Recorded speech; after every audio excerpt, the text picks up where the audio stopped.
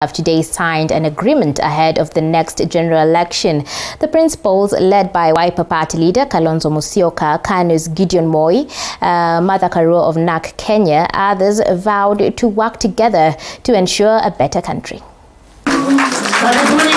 The long wait now is over for the One Kenya Alliance after they signed their coalition agreements today, now formalizing the agreements and giving it green light for the next general polls. The principals now insisting they are out to transform the country by their unity strength. Introspection, serious debate with regard to the prevailing political situation in our country. And we have no doubt in our minds that this country is more important than any of us. And we have made sacrifices before. We are ready to make more sacrifices. But we also expect the Kenyans will know that no individual is indispensable. And we must plan the succession politics of this country. Build from strength to strength.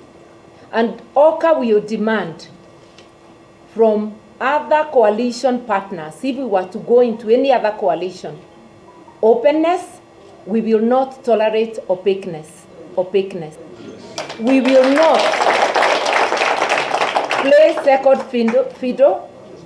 We go in as equals and we discuss as equals. Further, the coalition has a new look with a logo that has been embodied with the volcano symbol, simplifying the new eruptions of leadership from the coalition despite the back and forth from the principals in the recent past. However, OKA is willing to hold talks with like-minded leaders for the interest of the nation, but with demands of openness and honest as principals as well as coalitions. We are going to have to form one juggernaut.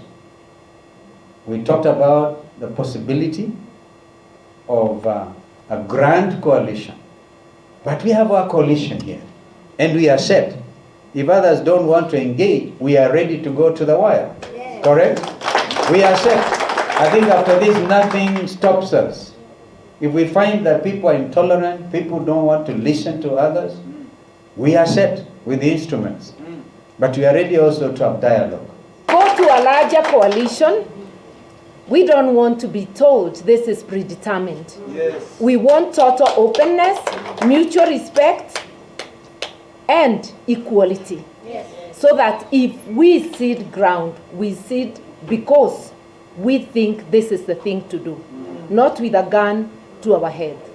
What has the market waters of coalitions in Kenya is lack of transparency, that you're laughing with somebody and signing, and they have a dagger to your back.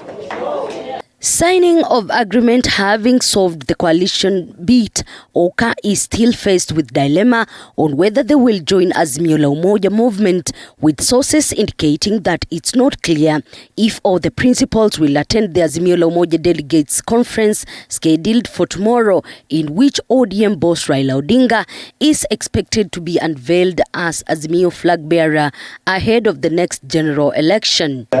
These days, he's saying Kalonzo Musyoka is the world's greatest fool. You know, people are actually saying, let us go and unveil the world's greatest fool. Because I once used those words.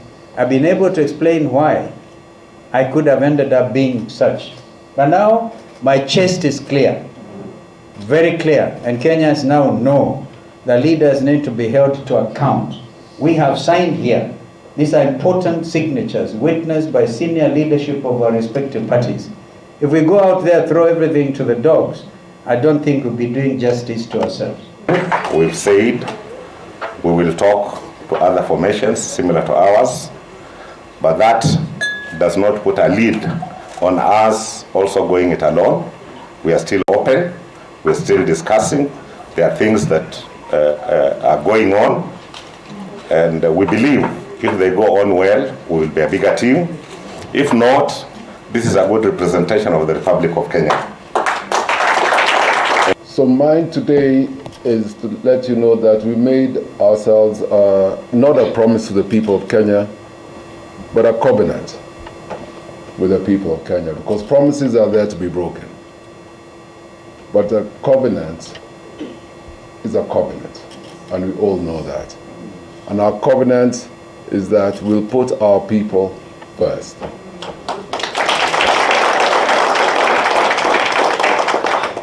And there is no go areas in us.